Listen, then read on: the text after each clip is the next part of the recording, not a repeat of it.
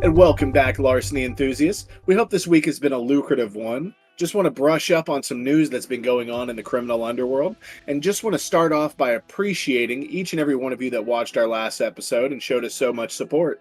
It's greatly appreciated, and so make sure to subscribe and stay up to date on more news in the future. Today we'll be going over the juicy details, all the way from the progression rework, what was in the Q1 report, such as how many players are playing Payday 3, how many people are working on Payday 3, where Boys in the Blue is, and outside of the report, who a potential new heister is based on first-hand reports. We'll start off the day by going over some of the resolutions that were made this week that we talked about last week. First of all, the first phase of the new roadmap is unveiled. This roadmap shows us just exactly what is going to be going on in the next update, which is quite exciting. While it does seem to indicate that the dailies are being pushed back, the confirmation on some features such as a new skill line, the Assassin skill line, the rollout of the Techie and all the heists, not to mention the introduction of 2 new stealth modifiers and the loud modifiers. Hopefully they've been changed slightly, as the armor pen modifier was met with nothing but negativity from the community.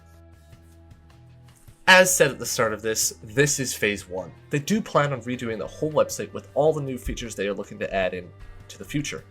But with this, they did showcase that next week's blog post will be about the Assassin skill line, which we haven't heard a lot about, other than just a minor comment from Neo saying, fans of the smoke grenade will enjoy this.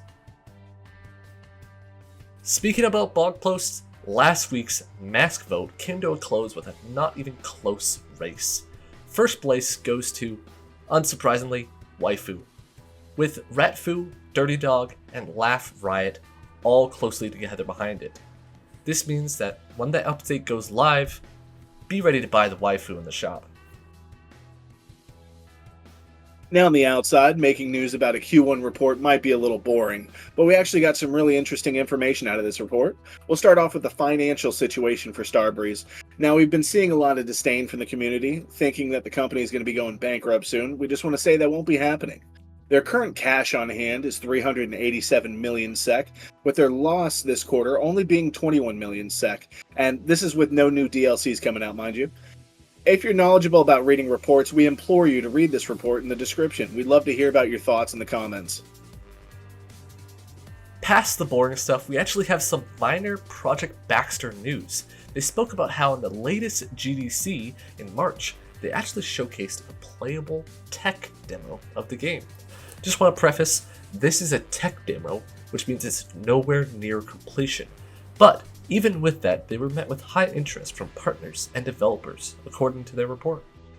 In terms of Payday, we actually got some interesting things that will surprise a few. Going off of Nebula data, STARBREEZE has reported their monthly active users for the past year per game. They showcased at launch their peak reached 3 million unique users for Payday 3, and this number has since dipped down to 250,000 as of March 2024. Surprisingly enough, this number is actually slightly higher than Payday 2, but this might be slightly skewed because this only shows Nebula data, so won't showcase Xbox or PlayStation numbers for Payday 2. But this does mean, as they did also state in the Q&A, that the PlayStation and Xbox is doing a lot of the heavy carrying for Payday 3 numbers, as on Steam, it barely reaches 500 concurrent players. The remainder of the Q&A that was issued by interim CEO Jurgen Goldner went over some of the key details. The main being that 150 developers work at STARBREEZE out of the 191 employees they have there. Half of the developers work on Payday 3, the other half on Project Baxter. It was also mentioned that once Operation Medic Bag is complete, this number will change as some of the developers will be transitioned to Baxter. While this may seem bad initially, this doesn't mean it's all bad, as some of the developers, like engine devs, concept artists, and UI designers for example, won't be needed in large numbers for Payday 3 during its post-launch development cycle compared to Baxter, which is still in pre-launch. They did also confirm, to nobody's surprise, Boys in Blue is sadly delayed until summer. I'm sure STARBREEZE intends to bring back as much fan-requested features before the next DLC to show that they are working on the game foremost before its DLCs. While this is good, some players have shown some annoyance at the lack of any new content besides a few skill lines and a grenade in the past couple of months. Now, this next news piece is something I don't think we as players should have seen yet. To all the Croatians and some select fans of Payday 2, a certain someone was spotted at STARBREEZE headquarters this week. Dragomir Mersic posted on his Instagram that he was not only at the STARBREEZE offices, but also Dragon is on his way to Payday 3. Now, whether this means it'll be as a heister or a contractor is unknown at the current moment. My speculation is, if he is a heister, he won't be the next heister. If I had to put all my eggs into a basket, I would say Clover would be the next heister, being as how STARBREEZE teased a photo of her mask on St. Patrick's Day this year, and with every reply, put a Clover. And not to mention, every time whenever the developers are asked in their live streams, they seem to not waste a moment to mention that she is unaccounted for. Not very subtle, STARBREEZE. On to this week's blog post. The blog post we've been eagerly awaiting for. Whoa, the progression. Hey! Sorry to interrupt. I was just on the way to the store to get a new headset. God, this vape is spicy. My VR just stopped working. It's weird. Anyways, what are you guys doing? Thanks, Payne. We're in the middle of a news broadcast. Like, come on, man. Sick. Can I join? No, there's nothing you could do. Oh, come on, please. I always want to be in a Vice video. I guess you could do the weather. Oh, hell yeah! Hello and welcome to the weather segment of this video. As you can see, we're on Greenbridge right now. It's really rainy. And very green. Anyways, thanks for watching. I really hope I stick around. Okay, thanks, Payne. We really gotta go back to what we were doing, okay? Okie dokie. Thanks, Payne. Alright, so on to this week's blog post. The blog post we've been eagerly awaiting for. The progression rework. This rework will be something that I'm sure a lot of people will be waiting to hear about, which is the removal of the challenge-based progression system. How this progression system will work will be similar to how players of Payday 2 are familiar with. The more bags you escape with, the more IP you get, but also this time around it depends on the quality of each bag. Escaping with clean jewelry will net you more IP than just unclean jewelry, incentivizing taking your time and, of course, taking it all. With this, they are still keeping the stealth bonus, as you can see, but they're also adding a loud bonus. They don't go over much details about what that means, other than some heists are faster to stealth, so they need to incentivize loud. Overall, a good change.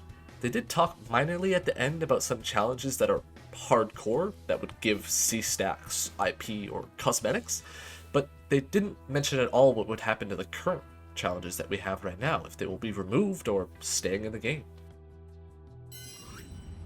We're going to be doing a fun segment from this week forward, going over some of the community highlights that happened this week. First, we'll show off a fun clip from Payday 3 and Payday 2. This week's Payday 3 clip comes to us from Ridiculous. Oh, yeah, try opening it now with the EMC jammer on there. Yes, sir. Yes, sir.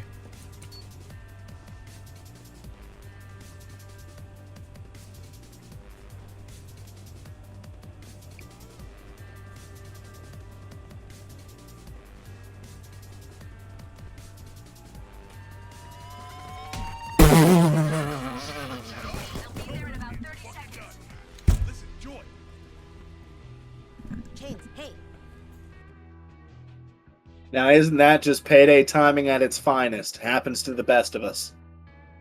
And our Payday 2 clip comes to us from STARBREEZE's own partner, Sea-Dog. Oh. Where did you see this? No!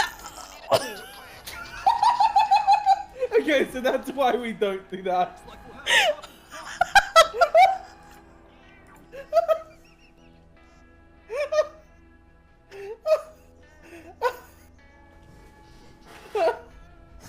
I didn't know. And now you do know. Next, we'll be going over some community mods, one for each game, that has been updated or created in the last week. Of course, I recommend you check out all of Mod Workshop, but these are a favorite of mine from the last week. For Payday 2, we have the Notoriety R&B Bank remake by default. Now, this is a bank that comes from the Notoriety game in Roblox, so that might be why it's a little barren here, but I still think it still deserves the recognition that it needs because custom heists are very hard to make. And this one also comes with some unique features that weren't in the Roblox version. For Payday 3, there was a big theme this week with custom music mods, so if you're a fan of those and have the Jukebox mod, I recommend you get them all. But the highlight this week has to go to the Payday the Heist music mod made by William Afton. It adds all of the songs from Payday the Heist into Payday 3 Jukebox mod. Thanks everyone for watching. We'll be coming back to you next week with some developments for Payday. Don't forget, next week's blog post will be about the Assassin skill line, and I'm sure there'll be many other things to talk about as well. Keep those helmets flying, Heisters.